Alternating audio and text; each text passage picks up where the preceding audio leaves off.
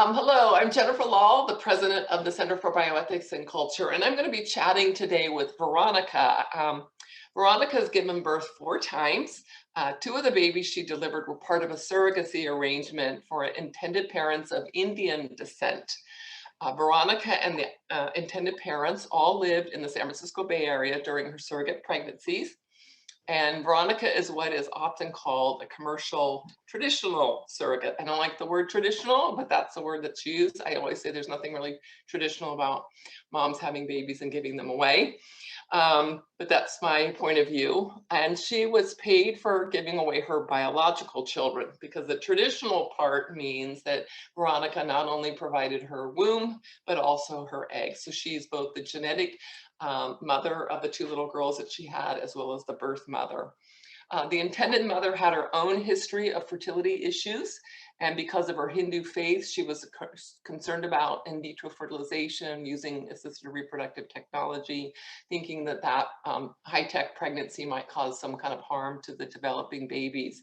The intended father's sperm were used in both of these pregnancies. Veronica received $20,000 for the first baby she delivered for the Indian couple and was promised $26,000 for the second baby she carried for them, but only received $23,000. Veronica reached out to me through private message on Instagram last week, and she told me that she decided to speak out and tell her story because she feels that she was a victim of surrogacy and she's ready to take a stand against surrogacy, which I say yay, yay. So Veronica, thank you so much for joining me today and talking with me. I know because I've worked with many women who were egg donors, egg sellers, or surrogates, and it's painful to sometimes talk about your story. So I'm just really grateful that you're brave and courageous for doing this. And again, we're protecting you by calling you Veronica. So hope when I say Veronica, you remember, oh yes, she's asking me, like, who's Veronica? Thank you. But the first question I always like to ask people when they find me, because so many people, women, find me through social media, is how did you find me? Like, what led you to me and my Instagram page? So for the years I've watched your documentaries, I didn't connect the dots that we were so close. And we share a mutual friend who was the daughter of a traditional surrogate. And this was a karmic relationship between her and I about 5 years ago when we met while walking our babies. And I had just had my son and said, I was a surrogate before this. And here's my birth story. And I was talking to somebody else, and this woman poked up and said, "You've done surrogacy?" I was the daughter of somebody that did surrogacy in the 80s and 90s. And can I talk to you for a second? And she was the first person to really kind of peel the layers off of the onion and say to me as a child, just like my own biological children that lived with me, my mom split love between our household because of surrogacy. Please think about this before you choose to do it again. And that kind of set the baseline for understanding that this was a commercial practice and not this beauty that it was really colored for me to believe it was. Yeah, so she actually said, do you know Jennifer Lahl, or did she? Yeah, she Okay. said, have you seen her movies? And I said, yeah, basically popped your name into Google, and I was like, oh my God, I've seen all of them. Yeah. And Yay. Well, I that's sat there great. crying. And Right. here's, oh, That's see, why we make movies. Yeah. you found me. Yeah. So you said in one of your first messages to me on Instagram that you as a young girl would watch a lot of TV shows. You thought surrogates were heroes, and that since you were a teenager, you were really drawn to motherhood. Talk about your first surrogacy, kind of almost surrogacy, where you were going to help a gay couple. So it seemed, going into surrogacy, the beauty at the beginning really was having the gay be for the gay couple, and it just being this wonderful, beautiful, oh, they were gonna, be in love with me and, gift me and follow me through the pregnancy. And what I ended up I matched with, what I ended up almost carrying a baby for was a couple that demanded a birth date and astrological sign and time frame before I was even considering pre-cycling, or I wasn't even near being pregnant. And the agency we had worked with at the time was telling me it's perfectly normal for couples to choose when their babies are born because maybe they work and they have to take vacation off. And, not considering the mother who had another child at home to take care of. And they had actually selected a birthday 5 days before my daughter was to turn 2, and a scheduled C-section at that. You So it said was no, but thank you. And horrendous. that was a couple that you met. Were you working with an agency, or was that just you found each other on your own? That was the only time I had ever worked with an agency. And I learned basically at that point, they were not advocating for me. They were not protecting my rights or my beliefs. When I told them I wanted a more natural conception, the possibility of a VBAC, it was just, nope, not happening. But yet they were willing to accept me at 20 years old for a gay couple, but wouldn't advocate for my needs. Mhm. So, so did you intentionally want to be a surrogate that provided your own egg and your own womb, or were you open to being what is called, again, I hate the term, gestational surrogate? Makes us sound like we're aircraft carriers, you know. Were you open to any option, or did you want to carry your own biological child? I knew that I wanted to do traditional surrogacy. The vessel for surrogacy started when I learned about egg donation really young. That just kind of sparked in my brain at like age 14. As we mentioned, I was involved in the birth TV shows in high school. I wanted to be an OBGYN. That kind of merged into a home birth midwife after I had my first C-section. And it just didn't sit right. The in vitro process, the shots, the hormones, at the time I was very, holistic minded. My daughter was doing Waldorf school, and the thought of the artificial hormone therapy and what that might do to my body and take away from my daughter did not appeal to me at all. I was really trying to do surrogacy as a way, as a young mother, to stay home with my children and raise my children until they were old enough to go to school, so that I could then go to college with the money that I was supposed to be making. And, as we know, that money doesn't stretch that whole year process. Yeah. I was going to ask you that question, what were you planning to use the money for? But you answered it in advance, which is great. So you didn't want to do the egg donor route. You didn't want to take the drugs because you knew that those are have risks. They're not natural. What, but was it hard to give away your own child? I feel like through the process, the mantra was I had been a professional nanny and I loved all babies. And that was kind of this thing I had planted in my head where I love all babies and I wanted to provide life to a family that couldn't have that opportunity. And the process of creating the life and being pregnant was great for me because I had the loving pregnancies with my own children, and then I had the scientific, really detailed, I could ask questions that I might not have thought of as the true mother keeping the child. I could ask weight, different doctor questions, and really dive into the differences in the pregnancies. It was very neat for me on that aspect, and that's really what kept me going. But to give away the biological child, I think what I had done subconsciously was pick a couple that were darker skin, darker hair toned, different culture, so that I could remove myself from that and stay separate while able to, it was an open arrangement. So to Yeah. watch from afar, and the culture is amazing. Yeah. There's this term dissociation, where women just sort of dissociate themselves. And most of the time, because I was a pediatric nurse for like 20 years, most of the time we work like crazy to get moms and babies to attach and bond, even when they're pregnant. But in surrogacy, a lot of times you see this dissociation. I'm just doing a job. I'm just the babysitter, the 9-month babysitter. Mhm. All right. So you, through a forum, you met the Indian couple Correct. that was looking for a surrogate. And so just talk about how quickly you sort of connected and said, yeah, this is going to work for all of us. We're all on the same page. So we first spoke in, let's see, June of, oh geez, 2010, I believe, and 2011 possibly, 2010. And we had talked on the phone. We did some, chats on Google through email. It was the first couple that had really been open for the more holistic conception, the Deepak Chopra, like the, what is it? Uh, Beginnings, it made sense for me to match with somebody that was going to value the pregnancy from the moment we knew we were going to have a pregnancy. So conception, even if it didn't happen, they were taking care of me through cycling, and we actually had babies the first time, each time, but their culture really prizes the babies. And so having removed the little pretty white girl out of the scenario, the babies that were born looked a lot like their father, not like my blonde, blue-eyed, pink babies that were born. It was a clear difference for me. And I was able to actually nurse colostrum both times. And each and every time I was basically begging medical staff and my midwife, please bring the mother here. These babies need their mom. And doctors who had seen other surrogates clearly were telling me, you need this time for you. No.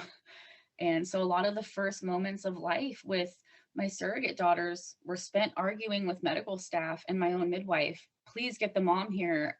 My job is done.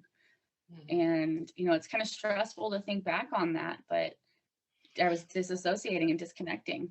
Yeah. So during leading up to and during the first pregnancy, everything went well. Did you have did you physically get together with the intended parents, or did you just keep in touch online with Yeah, messaging? so And we met, sorry to cut you off. We met quite a few times. We talked on the phone, and the mother and I, from the moment we heard each other's voices, knew we would be together for life.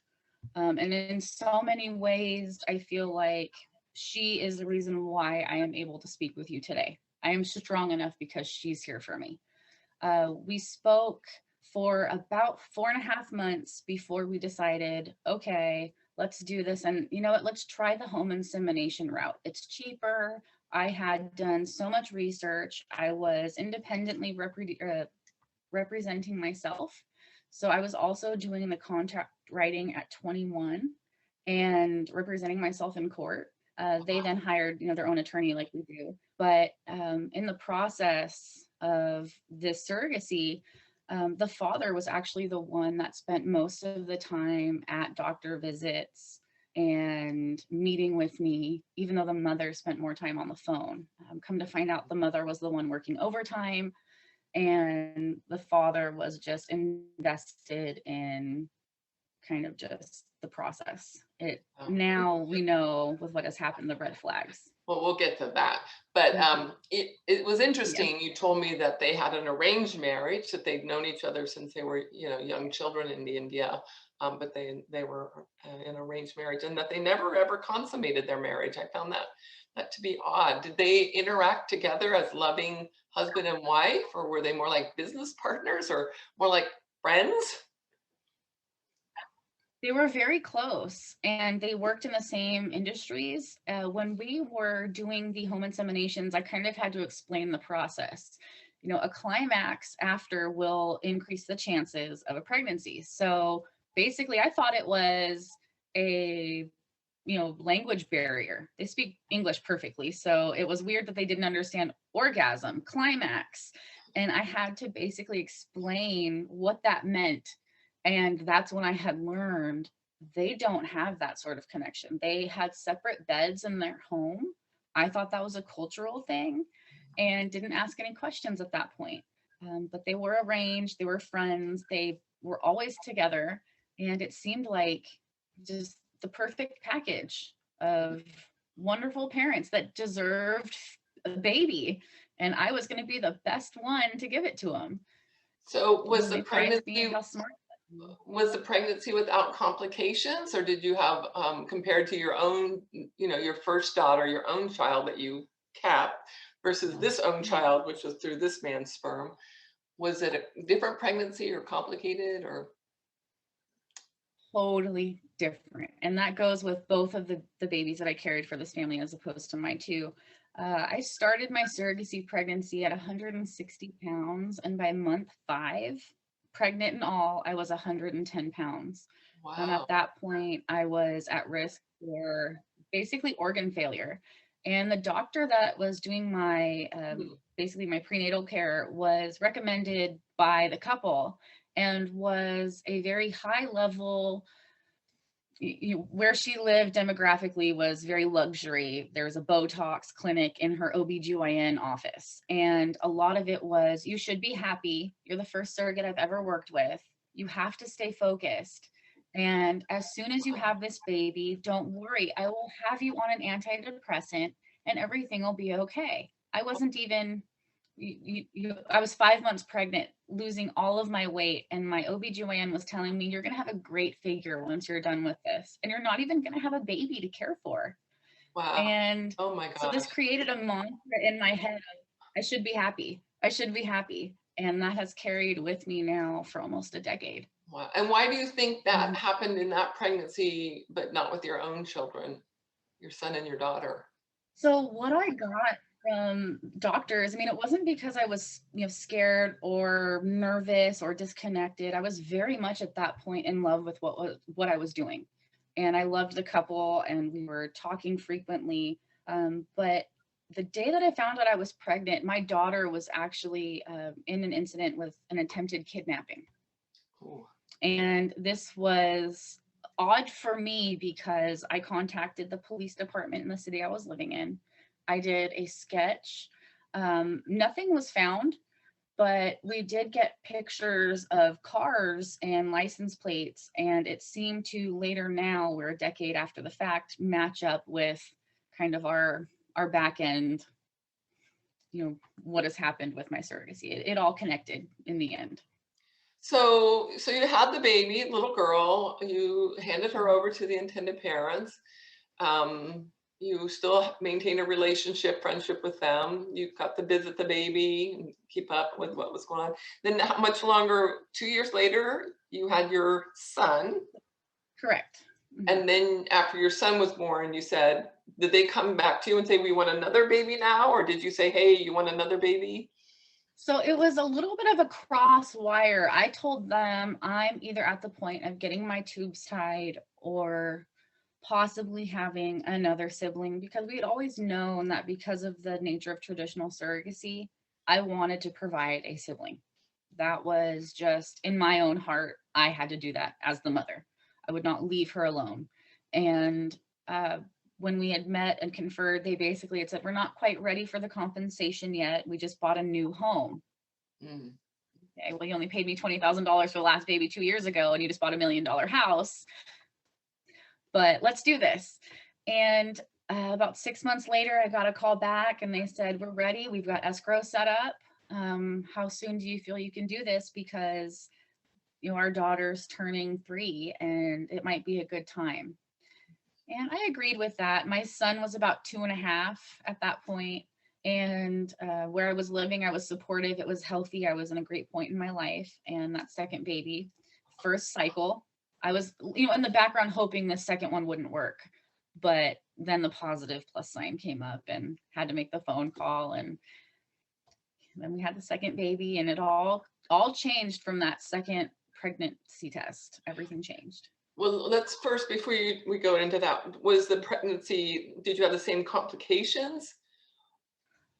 The hyperemesis, the weight loss, that wasn't as bad with the second surrogate pregnancy, but I did realize a lot of it had to do with, like you mentioned, the disassociation. And I've had a lot of therapy to kind of dive into what this means and what I did. It was hard to take care of myself as a human when I was so focused on being the babysitter of the bun in the oven. I was feeding myself almost bare minimum, like vegan food, thinking that if I fed this Indian baby vegetables like their parents eat, I would be okay. And it was a double-ended sword because I needed the protein. I needed so many other things my body was used to. And I was disassociating from myself and really focusing on a baby, or just trying to make the best product I could, or really, like I said, disassociated from a lot of it with that pregnancy. And you mentioned that they wanted, a Caucasian Yes. traditional surrogate so that they would have a more lighter skinned baby versus a darker skinned baby. So there was a little bit of that sort of picking and choosing. Like the first gay couple wanted the astrology sign, and this couple wanted a certain color kind of baby. So what changed now with this surrogacy? Same parents, you know? So at this point, the father had gotten involved in a different line of work that was freelance. And so he was busy all of the time. I was at this point signing my contract. I met with the father independently, and I was posed with, I just want you to know that if I ever leave these girls, it's because I'm going to be working for the NSA. After I had signed the paper and he had taken possession of it. And I'm thinking to myself, this isn't right. I want that back. And that had been the last time I had seen him up until the birth of the baby. After that contract was signed, I had only had communications and relations with the mother. And she's very kind-hearted and in many ways just as much a victim as I am. So you gave birth to this second little girl for them, and they Mm. took her home. You never saw him again. I didn't see him until about 2 years later. They refused to let me actually meet my second surrogate daughter until I had actually moved out of state, come home, and the father was already removed. So I knew that Why did there they was refuse? something Why didn't was line up. They were busy. They were Mm. flying back to India. They had family members staying with them. It was always something to do with a culture I didn't understand and had to respect. Yeah. Mm. So can we fast forward to what happened in 2019 when the FBI, did they show up on your doorstep or did they call you? I can't remember. They showed up on my doorstep on a Saturday morning In and California. in California, and I'm in a gated community. So I didn't get a phone call from the gate. I'm thinking, what is going on? And it's, the pound, pound, pound. And I run downstairs, and the first question I get is, where have you been hiding? I'm all over social media. I'm not hiding anywhere. And I was asked, how many biological babies have you birthed? That was an easy question for me to ask. It's a single digit. Yeah. And that led into what is now a pretty tangled case involving the intended father. I am tied in because I was promised compensation based on their cultural belief that female babies are gifted their weight in gold. And so I was given gold bars as kind of a not compensation, but this is a cultural thing that parents receive. And you're technically a birth mom. So here's your slice of the pie. Meanwhile, they have the weight in gold and I've got and I'm the one that's living just barely above poverty, raising 2 children of my own as an unmarried, early 20-year-old woman in the Bay Area. So it seemed, to me like, oh my gosh, I finally have college for my children, what I wanted to do with, the money that I got for my own compensation for myself that never was enough to pay for college, period. That's a joke. So So connect the this gold with the FBI saying, how many children have you had? And So that happened to be because the first baby was born and we were denied the pre-birth order in California, which is why everyone comes to California anyway to do this type of surrogacy. So in the courtroom setting, I was 5 days away from my C-section that was scheduled. And the judge looked at me. He was openly Catholic. He was able to describe this from his bench and said, I do not believe that I have the authority to sign a pre-birth order. You are a 21-year-old female. This is a couple that I feel like you don't have any investment in. I will not approve a pre-birth order. I don't mind that you're already pregnant with this baby. That baby is your biological child. I'm not signing this, but you can return on such and such date if you choose. And he had scheduled it for, knowing my C-section date, 3 days after my surgery. let me explain to people who are listening that maybe don't understand the pre-birth order and what that means, because a lot of people will kind of go, huh, I don't understand that. So unlike in adoption, when a mother gives birth, she cannot waive or sign away her maternal rights until after that child has been born. In surrogacy, which you said, which is why people love to come to California, surrogates can sign away their maternal rights before they're even pregnant as a surrogate, or anytime during that pregnancy. So the severing, termination of maternal rights happens before the birth of the child. So this, in this case, I would say, bravo, judge, for him saying, here's a young 20-something-year-old low-income woman who maybe doesn't really understand the full ramifications of what she's about to do, and I'm not gonna let this happen. So okay, so carry on with the FBI story, Yes, the connection. so FBI basically said to me, well, we've got records of you having registered bars, gold bars that are connected with this man we currently have in custody. I had no idea where the father had been at this point. It had been a couple of years and I had mourned and grieved the loss of my daughters. I was not in contact with them for about 2 years. And it was surprising to see them show up because I was still contacting the mother at this point. So her and I were meeting and she was just not telling me what had happened. She said, oh, the father had an affair. Well, that didn't make sense to me when he had to pay all of this money to just have babies and then just boom, have an affair. So red flag. When the FBI came to connect those gold bars, they had said that the bars were possibly connected with human trafficking. And that was basically the currency for humans. It's gold. And how did I get that if I wasn't involved? So they wanted me to backtrack, 10 years of a man's life when all I did was home income, give baby. What that did was cause, emotional turmoil. I found out that he was arrested having an affair with a minor in a different state and had, once arrested, plotted to kidnap and kill this minor. In that connection, He kidnapped and killed a minor? he plotted from jail before his sentencing to kidnap and kill the minor before she was able to provide a statement. And you also told me that the FBI had this birth certificate that had your name on it from the little girl that you gave birth to was photocopied 50 times with other children's names on it.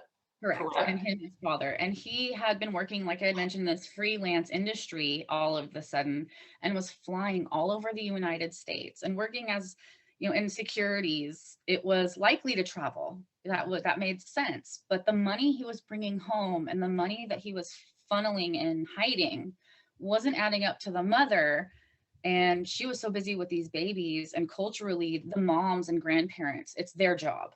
The dads are, disconnected, and it is what it is. And I read the order because you sent me the link to the report on what this gentleman did. And he was also, it sounded like, involved in filming sexual acts with minors. So there was not only just trafficking, but child pornography as well. And so he's now serving life sentence in a different state, not in California.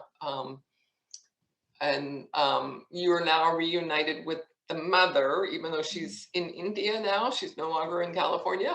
She's just currently there for visiting. Her mother, the whole family is so supportive of her and the girls, especially now that the father's gone.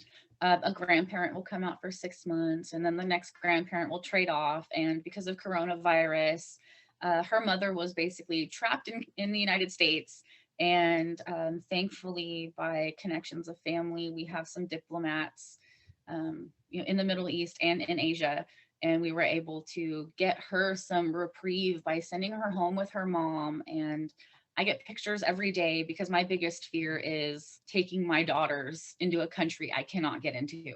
And being able to speak with the intended mother about, these are my babies. She's not offended at that at all. Like, I was so apprehensive at that.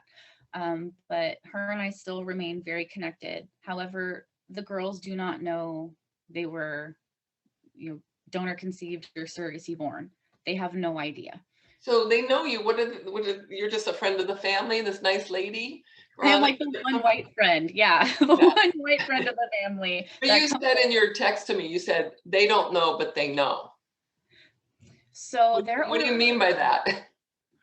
Example, I go to visit and the little girls have machines for everything. They're very high tech. So they have a roti maker. They have the Keurig coffee machine. And every time I walk in, the girls want to give me something. So there was a time when the oldest said, I can make you some coffee. And I didn't think anything of it, but she got a step stool, pushed it up to the cabinet, dug through the cabinet, and got an I love mom coffee mug and Mm. filled it with coffee and gave it to me. And I'm drinking it and I didn't see what the mug said until I turned into a mirror and just, I almost dropped it all over my body. It Wow. just, stone cold. Oh my God. Another instance with the youngest, who is the one that really kind of gets me the most. Of all of four of my babies, despite her being darker toned, she looks more like me, talks like me, has interests like me. And so much of it karmically doesn't make sense because I will pick her up and she will play with my hair and she will say, the texture of your hair, she's 5, is the same as my texture. Are we related? Uh, Go to your mom. Like, I'm not ready to answer Wow. this question. But there's so many little things, or she'll say, your nose is my shape. Are you Indian? Yeah. And Well, you sent me a picture of all four of them, all four of your children, and I thought immediately the youngest surrogate daughter and your son. oh And yeah, through the eyes, I thought there was a similarity there. So, and do your children that live with you, do mhm, they know that those are, so your children know, yes. you know, everybody knows. So yeah. And Like, that was oh, like in our film Anonymous Father's Day, the children, again, now grown up, born of anonymous sperm or egg donation. A lot of times they know, even though mhm. nobody's being honest and they're told And to. I also have thought, because they do remain in contact with their father through phone calls, and knowing how insidious and how smart and calculated he has been in the past, I have considered maybe he has told them in a phone call. And maybe there's more that we don't know about. Um, because they have said certain things like, oh, I do this just like you do. Mhm. And my own kids don't say these things. That my own kids are like, I don't look like you, mom. Or, Yeah. it's a very different sort of feeling when I'm around them and their mother sees it and Mhm. definitely enables. She will say, come over, please. I'm gonna leave the house and just hang out, just be here and do your thing and decompress with the girls. And we have so much fun. I've actually been signed on as trustee to all of her properties now that father is removed, and given beneficiary rights as soon as the divorce is completed. COVID has kind of made that an issue with their divorce. So. Sure. Well, what's interesting to me is so many times I hear in the surrogacy debate about the need to do background checks on intended parents and make sure that and all of this happened after you'd already given birth to the babies. Up until then, they could have background checked this guy and he could have had a stellar, impeccable record Yeah. of just some guy working in the Silicon Valley in technology. Because he didn't sort of go to the dark side, it sounds like, until after these little girls Mhm. were born. How devastating for you and for this mother and for all these children that have been impacted by this story. Mhm. So talk about, because our time is just about done, and you've done a great job, and we can probably have further conversations down the road, but talk about what this has meant to you and the trauma. You said, when you've spoken to therapists, they don't really understand you, they don't know how to help you. Have you sort of self-diagnosed? Or do you have PTSD? Do you have depression? Mhm. So I was actually first formally diagnosed with bipolar, rapid cycling bipolar disorder.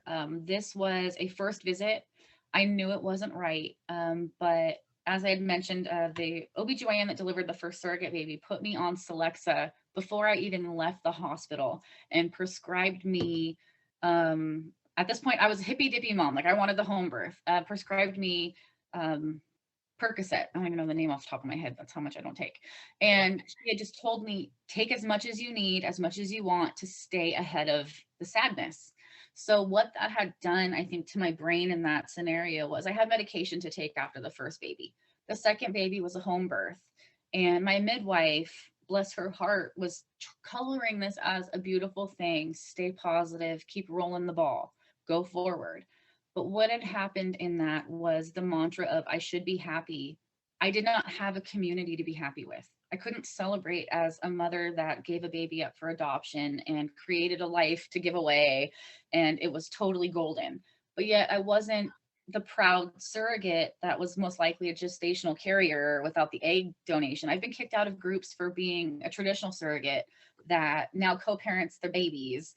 So I'm not quite anybody. I'm just in the middle. And as far as therapy goes, my best bet that I had found, 8 years after the fact, I have been working with doctors who are Hindu, and they understand and can kind of fill those gaps between the two cultures for me, and really color it in the way that, these babies with they're now grown a little bit more, but the girls are supported and loved. And as long as they're with their family, you don't have to worry about them. Right now, we are focusing on you, building you.